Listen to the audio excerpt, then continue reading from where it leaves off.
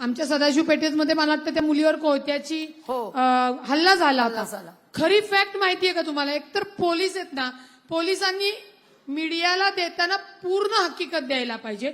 Bulletin व्हायचं पहिल्यांदा. आता ते बुलेटिन होत नाही, कारण का पोलिसी माझ्या अंगावर काहीतरी येईल किंवा वरिष्ठांनी गुन्हा दाखल करायला लावलाय, मी कसं बोलू, त्याच्या ह्यानी बहुतेक बोलत नसतील. त्या मुलीचं आणि तिच्यावर ज्यांनी हल्ला केला होता त्या दोघही चांगले मित्र मैत्रिणी होते. त्या मुलीनी त्या मुलाच्या म्हणजे स्वतःच्या शिक्षणासाठी आपल्या मित्राकडनं, मित्र म्हणून म्हणा किंवा एक प्रेमी म्हणून म्हणा किंवा एक चांगला मित्र म्हणून त्याच्याकडनं सगळी मदत घेतली होती. आणि कालांतराने आमच्या त्या भगिनीने त्या मित्राला दूर केला आणि दुसरा मित्र समोर घेतला.